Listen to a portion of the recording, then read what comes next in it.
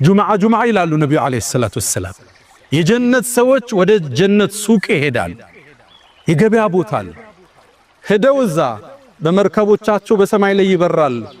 እዛ የሚያርፉና የፈለጉትን ይዘው ወደ ግዛታቸው የሚመለሱበት ከነቢያት ጋር ይገናኛሉ። የጀነት ንፋስ ትመጣለች። ሚስክር ምናምንም ትረጫቸዋለች ላያቸው ላይ። ወደ ቤታቸው ሲመለሱ ዕቃቸውን ይዘው ፊታቸው አምሯል፣ በርቷል። ሚስቶቻቸው ይሏቸዋል ከኛ ከተለያችሁ በኋላ ምንድነው ውበት ጨመራችሁ ይሏቸዋል። ባሎችም ለሚስቶቻቸው ይላሉ እናንተስ እንዲህ ነው እንዴት ተናችሁ ሄድነው ውበት ጨመራችሁ ሳይባባላል።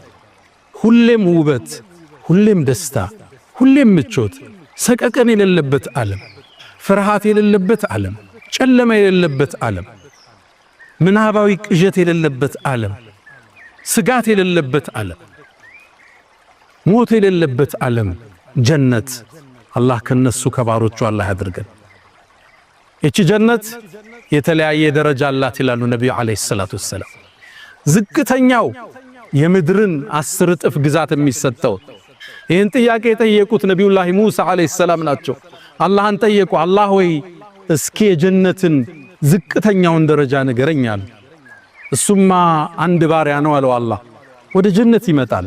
የጀነት ሰዎች ከገቡ በኋላ አላህም ወደ ጀነት ዓለም ግባ ይለዋል።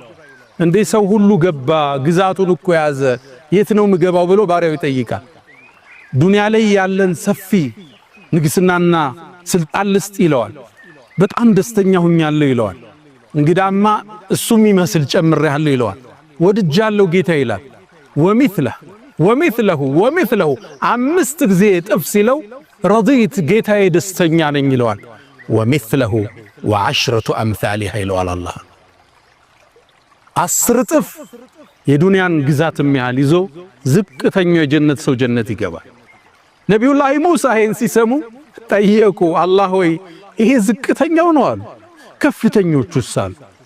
እነሱም አለ አላህ ኡላኢከ الذين አረድት እኔማ እኔ የመረጥኳቸው ናቸው። ጀነትን በእጄ ሰራውላቸው። ወختمت عليها ያተምኩበት ነው የነሱ ግዛት። ማለ ዐይኑን ረአት አይን አይታው ማታቅ ጆሮ ሰምታው ማታቅ በልቦናው ልብ ያላለ ነው ይባላል። አላህ የጀነት ሰዎች ያድርገን።